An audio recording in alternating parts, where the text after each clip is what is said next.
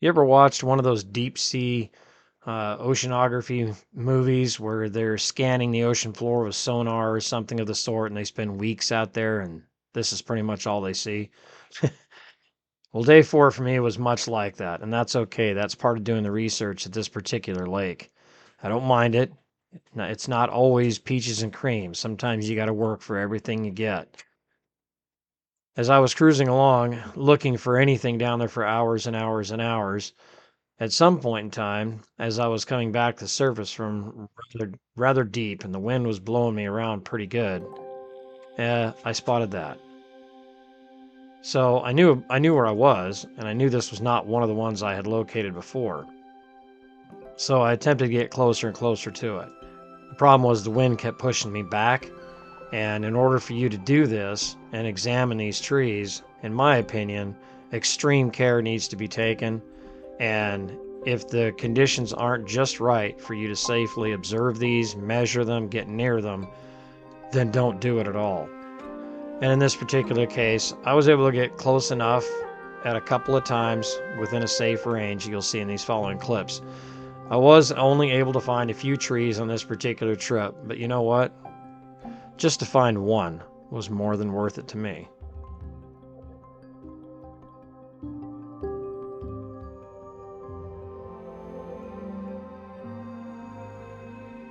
Keeping your tether in line and knowing where your tether is at all times is critically important in this lake, in my opinion. You never want to lose sight of where it is and know precisely where it is, because you don't know where these ancient trees are. And here you can see I'm coming back up to my kayak. Always keeping tabs on where my kayak is, where the ROV is, and where the tether is, and every piece of information you can gather in your head to keep track of every minute detail. It's very important out here because you don't know where these trees are, and they are out of your vision as far as seeing them from the surface. So you can see that one's down there, right there, and you kind of have to sneak around very carefully. So while I was successful getting some footage of this particular tree, you have to counter the wind, the tether, the kayak, the ROV, all of it needs to be factored in. Ultimately, after videoing this particular tree, I determined it was not safe enough for my comfort zone to continue on in the deep end of the lake where you can't see much of anything. Here you can see during a brief lull in the wind, I was able to get up close to it for a few moments. With that being said, I was not able to go clear to the bottom of it to get a full measurement of this particular tree. I know where it is. I will be able to locate it again. That's not going to be too big of a problem. But I do feel lucky that I got what I got. Normally when you locate a tree like this, you locate it at the bottom and then you work your way up. But as you can see looking down, this water is very difficult to see in. And with the wind that particular afternoon, I determined right about this time that it wasn't safe for the tree for me to take the ROV down into a deep dive to locate the bottom of it. And when I say safety, I'm perfectly fine up top. My number one concern out here, obviously my own safety, but my number one concern out here is the safety and well-being of these trees on this lake because of how ancient they are. One person's interest and desire to video capture these should never come anywhere remotely close to jeopardizing harming these pieces of ancient history. There'll always be another day.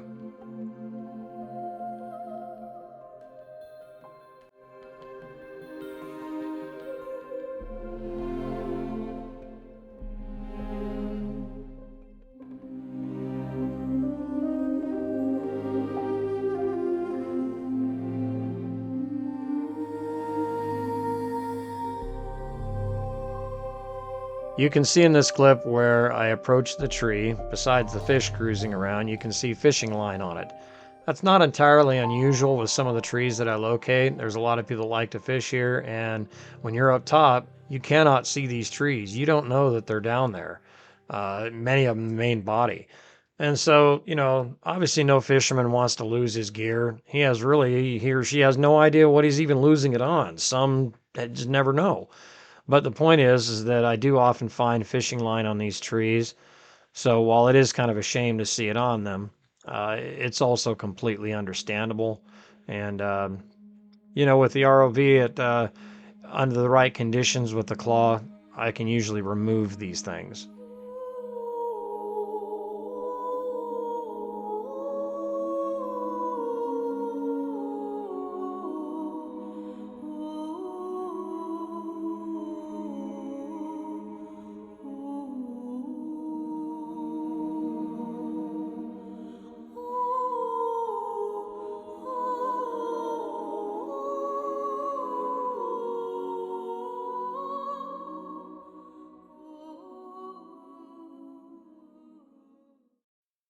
So, knowing that it was a little too windy to safely deal out in the dark area of the lake without risking any, damage to the trees, I don't think my ROV could really damage them, but I really don't want to find out.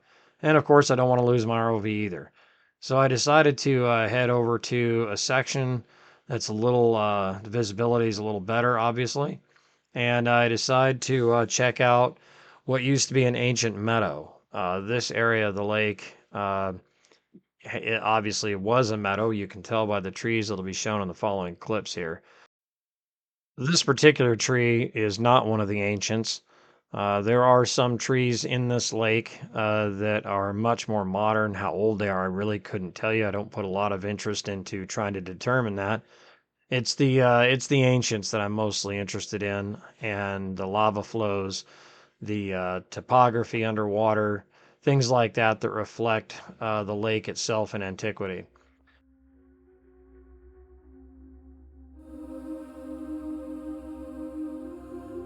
So this next tree coming into picture right there, I'm not convinced it's an ancient, but it could be. It reminds me of some of the tree tops that I'm seeing in Lake Candy in Kazakhstan right now that would have had time to rot in the air for, let's say, 100, 200 years or so before it broke off due to weather and fell and sank. So my gut tells me it's the top end of an ancient, but I just can't be 100% sure. But that's kind of what I'm going to run with.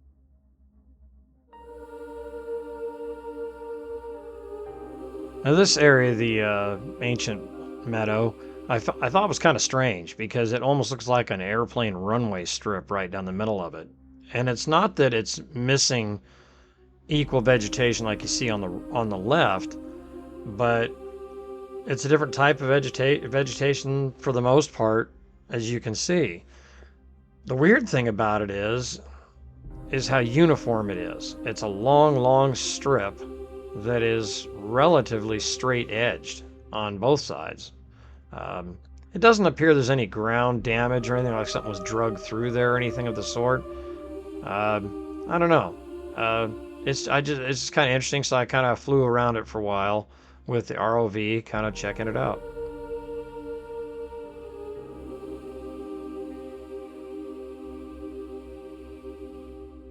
The other thing I'm doing in this location, as well as many others, is with the different types of mosses and algae and plant life that are down here. I'm kind of trying to document what they are today and over time as to their growth rate, what type of plant life is growing down there, where it seems to like to grow, all kinds of different factors, most of which just to document because it doesn't appear anyone else is doing this. I do know that going back in time and talking to people that are quite a bit older than me that have got some fond memories of this lake is that they seem to say that there used to be a lot more of the white showing, which, there's no reason not to believe that. As time goes on, vegetation learns to adapt to these cold waters and become, more capable to grow and proliferate much more. So it's just a natural order of life as things recover.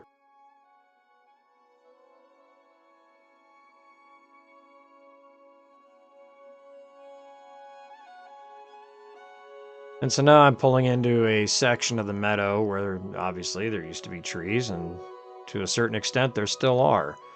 You'll notice the one that's kind of leaned over there with the little moss hanging off the end of it on the right. Uh, I have older footage of that particular tree being upright. So it used to be standing. So actually, that is the second tree since I started filming here. That's the second tree that has been knocked at an angle like that. I do have footage of them upright, older footage, not quite as nice as this, but I do have, the ability to show that they were upright. This could have been an accident from a skeg. It could have been someone nailing it with a paddle and poking at it and knock them over, because they are very fragile. It's really impossible to say how it happened, but it is a shame.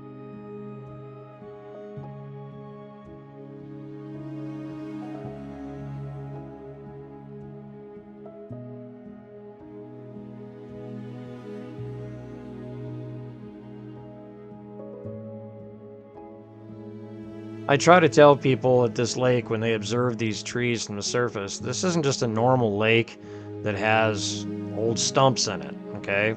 We're all used to seeing that in many lakes. But because of the history of this lake and how old these trees are, knowing that they're over 3,000 years old, they've been underwater, which makes the trees even older than that great care needs to be taken around them, be observant, and please, please, please do not poke them, do not touch them. Please leave them be, just look. I love this section. They look like little dandelions growing in grass, from thousands of years ago. Obviously, we know that's not the case, but you kind of let your imagination run wild when you're able to get down this close and accurately observe so many of these things that are learning to grow and adapting and, being surrounded by these ancient trees. I try to capture as many of these as I can from different angles, different lighting for, documentation, because, who knows, at any time, like you see the trees, that one to the right is tipped over. Once they go to the ground, once the tips all the way over, they degrade rather quickly. And so each one of these that is still standing and upright is very valuable. I do love the beauty under here. The views, the dappling light is just staggering to look at. I'm really fortunate to be able to film like this and share it with all of you.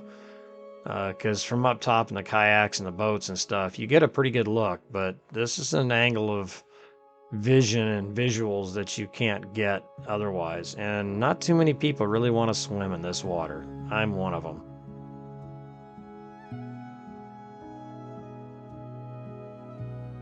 The other thing is with the ROV, I'm able to get up very close and get very, very good detailed photographs and video to track these individual trees and see what's going on. And also to be able to provide people with a better view of what they actually look like, not just from the top down, but also the vegetation that's down there.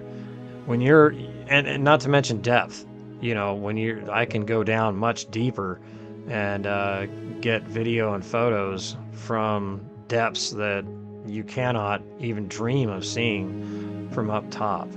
And some of the trees are in extremely deep water. This particular grove of trees is in the meadow. It's not super deep.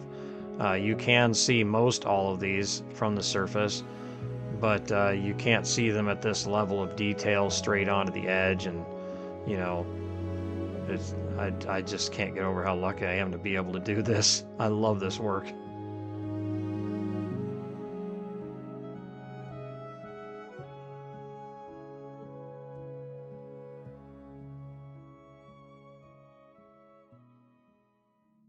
So for the people who don't know about this lake, if you've watched my videos by now, you probably do, but let's say you stumble across this video.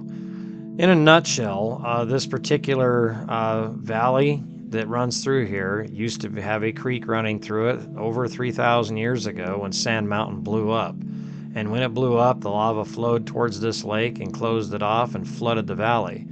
With extremely frigid waters, it enveloped the forest and the meadow and everything here, and pretty much kind of put it in stasis, in the sense that these trees you're looking at are over 3,000 years old. They are not petrified. This entire valley was submerged in icy cold water, and it's still that way today. That's the trees you're able to look at. Now, these grasses and stuff that you're seeing have taken thousands of years to learn to adapt and be able to grow in this water.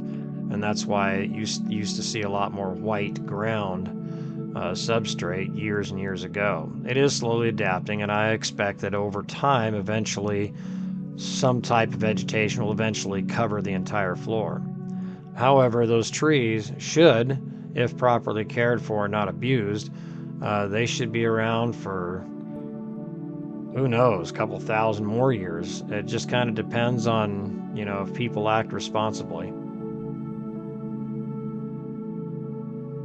I would like to point out an interesting fact that there is one other lake in the world that has a very similar situation to this, and that is over in Kazakhstan. There's a lake called Lake Kandy, Kaindi, I believe it is. Could be wrong about that, but it's Lake Kandy. And 151, 153 years ago, there was an earthquake, and the side of the mountain sloughed off and blocked the river and flooded the valley, much like what you see here, with the exception of this being lava in this location. Now, the interesting thing about Lake Candy is if you look at it today, it still has some of the trees sticking up above the water. And what is directly above the water at the water level is very bleached out, and the limbs are gone. And in a fairly short amount of time, the tops of the trees that are above the water will rot and fall off because they're exposed to normal weather. However, the parts of the trees that are left below will remain like they are here. The ones in Lake Candy still have branches and needles.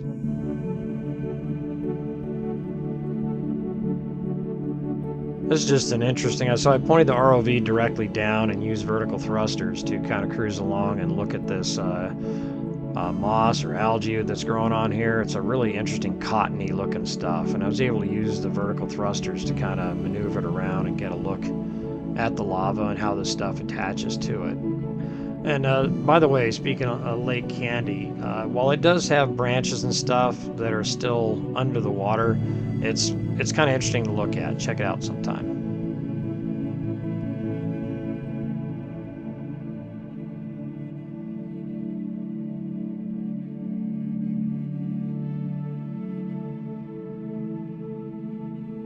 So this area on the northwest side of the lake is part of the ancient meadow, and you can see from the kayak up there, it appears to be an eddy line kayak, that the water's not very deep here. I think average on this part of the meadow, I think, is probably right around 15, 20 feet. So it's really not that much, and you're able to see the bottom really well. But even at that small depth, when you're in a kayak and you're looking down, all you really see is like a dark mat down there. You're not really able to see definition like I can show you with the ROV or my drag cameras and such.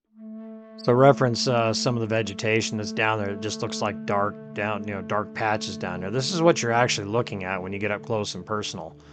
I do not have the headlights on the ROV turned on, but you get a good look as to exactly what is there. There's more of those little dandelion looking things over there and some of the mosses and stuff. As you pull away from it, it just gets less and less defined, and when you're on the surface, it just looks like black matting.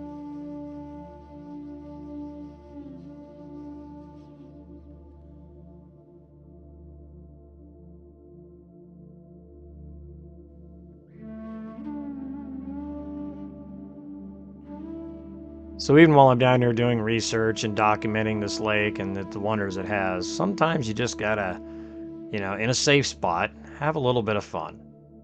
And yeah, why not? Why? Yeah, because I can.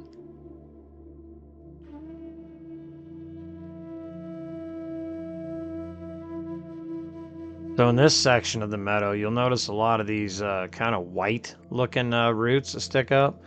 There are certain areas of the lake that have this. And you see, I just went through a thermal zone right there. See, I'm going through a thermal zone. Right there above that, where it's kind of cloudy, is warmer. And as soon as you drop down below that thermal, the water is much, much colder. Anyway, as far as the white root things, certain areas have more of that than others. I'm not sure exactly why, but it's just some of the plant life that I've observed, how things grow differently in different areas. And this particular, you can see this tree that's in there that is laid down. That one is an ancient. It's been down for a long, long time though, so this is not anything that is recent. And I say that simply because if it were upright, it would be sticking substantially up out of the water. And so, looking at Lake Candy in Kazakhstan, the top would have been rotted off long ago. One of the reasons I got up close and personal to the base of this tree to determine, was this an ancient or not? And it clearly is an ancient. But again, it's been laid down for a phenomenal amount of time. Again, I'll point out at the top third of the screen, you'll notice a fog almost down below the surface. That's that thermal line. You can observe this at different depths, usually down to about the deepest is about 6-8 feet that I've ever located it, but it usually seems to reside within the first top maybe 3 feet is where you'll see these thermal zones where it just suddenly changes. And here's a good look at one of the ancients that used to be upright that I've got film of from years back where this one used to be standing. Like I said, I don't know if this was accidental or someone just being an idiot. I don't know. Poking and prodding, it's hard to say. But again, please leave them alone. Well, I hope you've enjoyed some of the tour around some of the stuff I filmed on this particular day. And if you have any questions, comments, leave them in the comments. I'll do my best to answer. And this is Dana Price, Experience Nature.